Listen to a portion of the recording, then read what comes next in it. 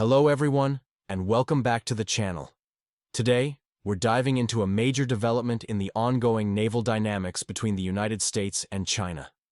Two American supercarriers, the USS George Washington and the USS Nimitz, are now operating in the Western Pacific, a move that's sending ripples across the region and capturing global attention.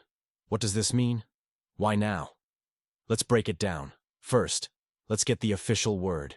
A spokesperson for the U.S. 7th Fleet confirmed that these two massive warships are conducting routine operations in their designated area, which spans the Western Pacific and the Indian Ocean. Now, the term routine is doing a lot of heavy lifting here. When you have two aircraft carrier strike groups, each a floating city with immense firepower, operating in the same strategic theater, it's anything but ordinary.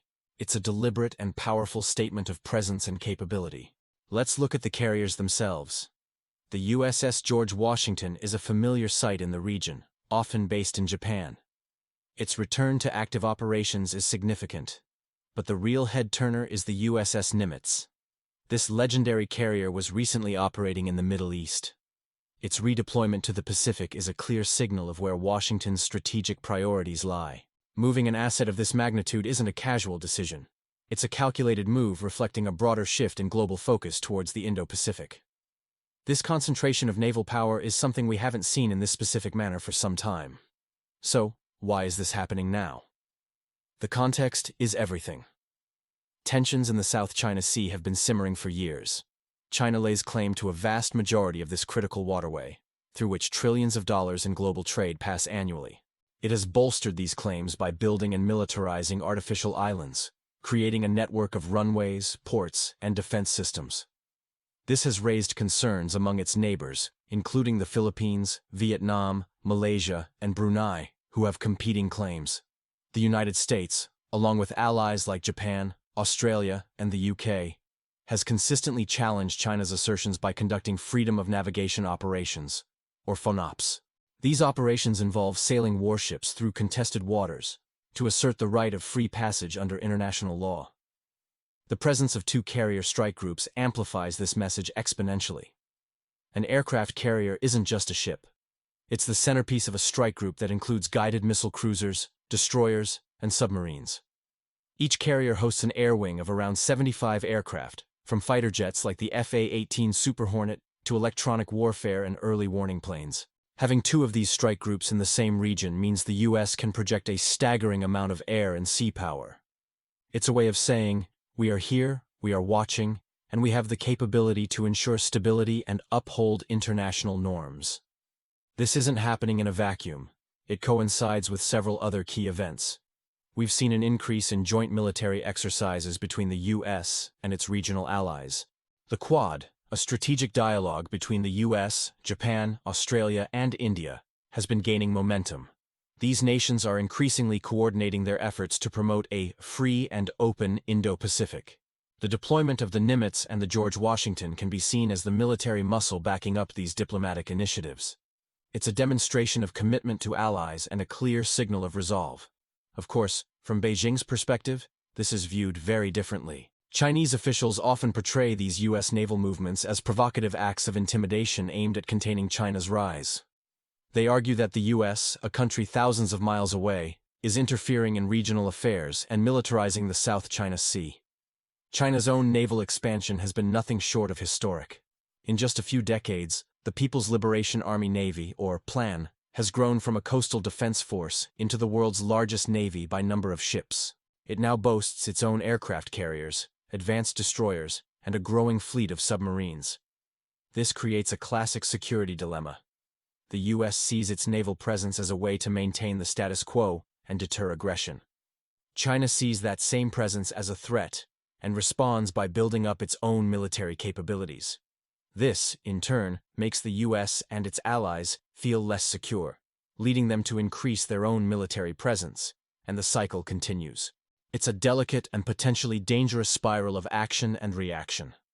The seas of the Western Pacific are becoming increasingly crowded with the world's most advanced naval hardware. So, what are the potential flashpoints?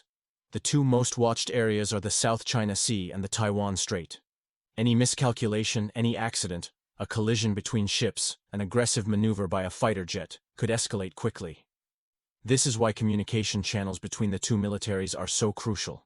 Both sides understand the stakes are incredibly high, and while they are engaged in a fierce competition, neither wants it to spill over into open conflict.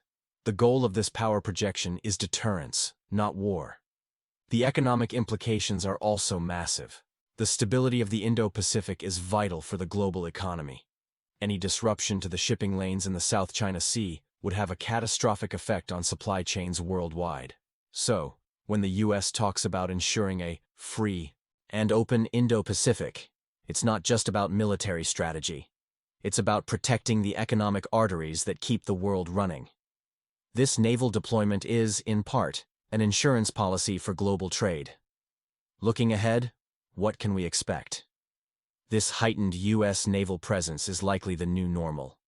The strategic competition with China is the defining feature of 21st century geopolitics, and the maritime domain is its central arena. We can anticipate more frequent and more complex joint exercises involving U.S. allies. We can also expect China to continue its own naval buildup and to become more assertive in pushing back against U.S. operations. The cat-and-mouse game between U.S. destroyers conducting phone-ops and their Chinese counterparts shadowing them will continue. The deployment of the Nimitz and the George Washington is a powerful chapter in this unfolding story. It's a vivid illustration of America's pivot to Asia, a move that has been talked about for over a decade and is now being executed with undeniable force. It underscores the immense challenge of managing a relationship with a rising power while reassuring nervous allies and maintaining a rules-based international order. It's a high-stakes balancing act being played out on the high seas.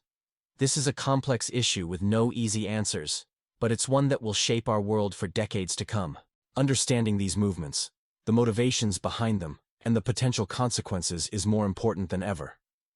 The presence of these two American aircraft carriers near China is not just a news headline.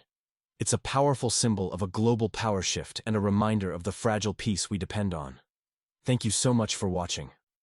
I hope this breakdown gave you a clearer picture of what's happening in the Western Pacific. If you found this video informative, please give it a thumbs up and consider subscribing to the channel for more deep dives into global affairs. Hit that notification bell so you don't miss our next video. And as always, I'd love to hear your thoughts in the comments below. Stay safe, and see you next time.